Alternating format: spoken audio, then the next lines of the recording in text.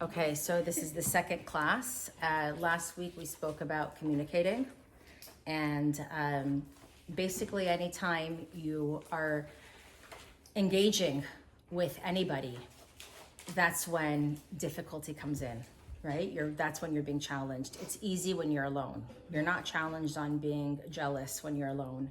You're not challenged on being give me another attribute, angry, whatever your tikkun is, whatever your obstacle or challenge is, alone, it's nothing. It's as soon as you introduce another human being, now you have challenges.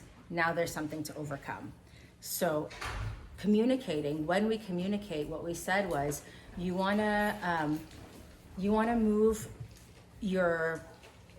that middle section, which is here, which is all of that tikkun that we have, that we said was divided and corresponds to the astrological signs. You can put that on the floor, don't worry. Oh, okay, it's fine. You want to unite your body and soul and bypass this. So what we said is every time you pause and you're not reactive, in that moment of pause, you're kind of piercing a tunnel through this. You're paralyzing that tikkun, okay? So I'm gonna take this a step further. So we know that our soul is connected to the light source, right? Our soul is infinite, so much so that we've said in previous classes that before a person passes, even if it's a sudden pass, like a car accident or a murder, the soul knows at least 30 days before it departs that it's gonna pass, okay? Your soul knows everything. Your soul knows who it should marry, who it shouldn't marry, what you should say, when you should say it. Your soul is part of the infinite. It's part of the Ein Sof. Your body is disconnected, okay? Our goal all the time, what was Kabbalah 1? Kabbalah 1 was connecting our body and soul, learning how to connect our body and soul, right? What we're doing now in this next level is connecting our body and soul as we communicate with others, as we interact in society, as we go out in life. So I'm gonna give an example. Let's say we have Michelle here and she's young, so we're gonna use this example because it's fun. Let's say you're in your 20s and you're dating and you see this guy and he's tatted up and he has a motorcycle and, right? So what happens? Your body immediately is like, yeah, that smells good, he looks good, he reminds me of this, adventure, what, this, that. What is your soul saying? Your soul is saying run, right?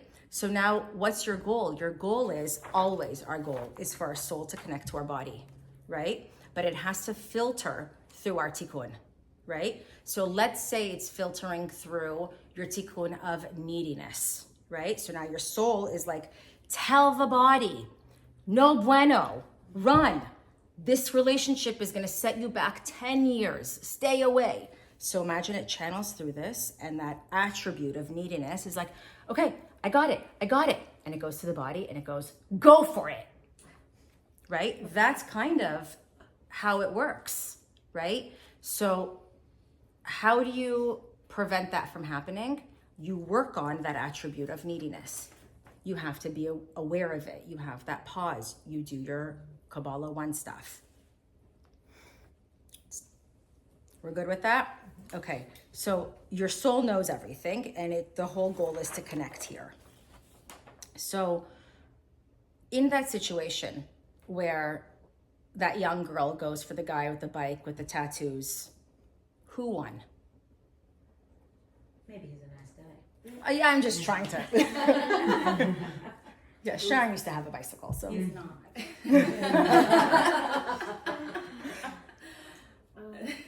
Who won? Yes. Your body won, Satan won. So I'm going to go take it a step further. What does that mean? Where did the light go? Not out, like you didn't connect. It didn't go to your soul, so where did it go? To the other side? Yes. So we're going to take that a little further. When it goes to Satan, what does Satan do with it? So let's say it was the attribute of neediness, right? That led that to happen. It goes to that, and I want you to imagine all these words here, okay? Like these are the levels of our tikkun that we all have. I don't care what you say, we all have pride, anger, hate, we all have all of it, okay, different levels, and each one breaks down into like categories and minutia. So we all have that to work on.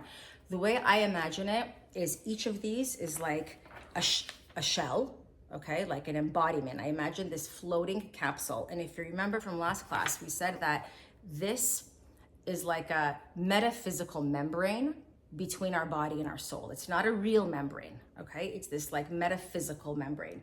Within that metaphysical membrane is where the tikkun lies. So when you lost that light because of your neediness, that shell of neediness gets the light.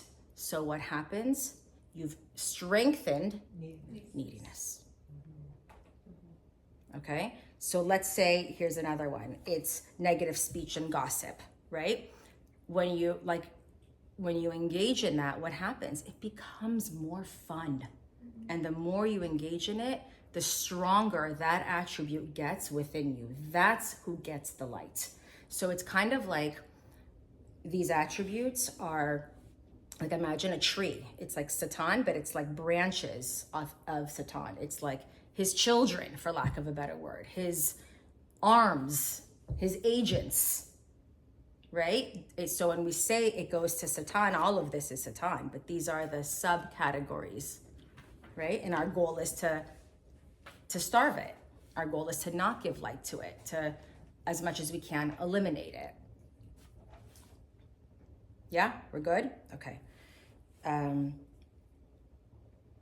So I want you to imagine all of that when we're communicating with people. We're communicating, like I said, through that. It's your neediness, it's the laziness, it's the controlling, it's the people pleasing, it's the I just want to be free, I don't want to have anxiety, or I have anxiety. There's always something through here when we're communicating. Our goal is to set that aside, and that's what we spoke about last time.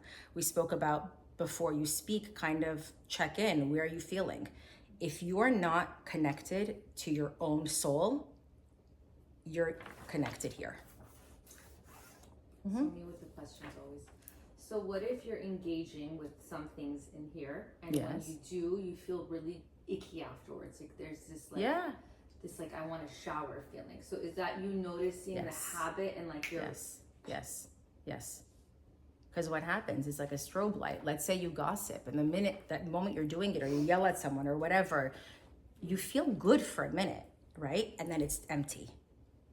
You feel your 15 minutes of fame.